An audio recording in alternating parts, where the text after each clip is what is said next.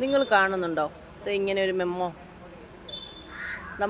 ഞാനൊരാളെ സഹായിക്കാൻ പോയതാണ്, വേറെ ആരെയല്ല, എൻ്റെ ഹസ്ബൻഡിനെ സഹായിച്ചതിന് നമുക്ക് കിട്ടിയ കൂലിയാണ്.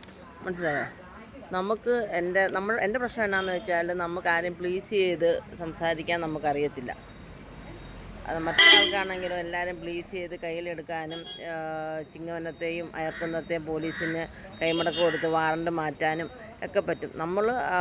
ഈ പറയുന്ന അയർക്കുന്നത്തോ ചിങ്ങവനം പോലീസ് സ്റ്റേഷനിലൊക്കെ ചെന്നാൽ വെറും കോമാളിയായിട്ട് നിൽക്കത്തേ ഉള്ളൂ. കാരണം എന്താണെന്ന് വെച്ചാൽ പൈസ മേടിച്ചവരുണ്ടല്ലേ കൂറ് കാണിക്കാൻ പറ്റത്തുള്ളൂ. അങ്ങനെ ഇവരെയൊക്കെ സഹായിക്കാൻ പോയിട്ട് നമുക്ക് കിട്ടുന്ന കൂലി എന്താ? നമ്മൾ കഷ്ടപ്പെട്ട് അധ്വാനിച്ചുണ്ടാക്കുന്ന പൈസ ഇങ്ങനെ പൊയ്ക്കൊണ്ടിരിക്കും. കാരണം ദൈവത്തെ ഓർത്ത് ഇനി എന്നാ സ്വന്തമാണെങ്കിലും ബന്ധമാണെങ്കിലും എന്ന് പറഞ്ഞാൽ കാശിൻ്റെ ഇടപാടാണോ?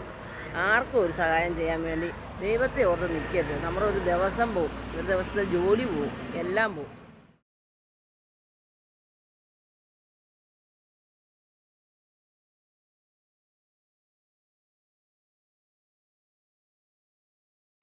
ഏതെങ്കിലും കേസിൽ ഇപ്പം നമ്മളെ പ്രതി ചേർക്കാൻ നോക്കുക ചിങ്ങവനം പോലീസ്, നമ്മളെ ആൻറ്റി സോഷ്യലായിട്ട് പ്രഖ്യാപിക്കും, നമുക്കെതിരെ കേസുണ്ടാക്കും എന്നൊക്കെ പറഞ്ഞ് നമ്മളെ പേടിപ്പിക്കുക.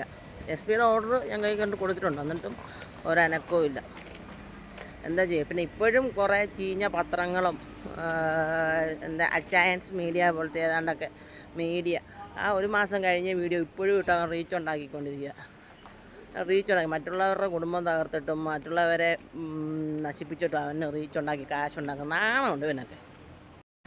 അച്ചയൻസ് മീഡിയ അവനെ വിളിച്ച് നല്ലത് ഞാൻ പറഞ്ഞായിരുന്നു. റീച്ചുണ്ടാക്കി കാശുണ്ടാക്കുന്നു. നാണമുണ്ട്. പോയി തെണ്ടി തിന്നടാ.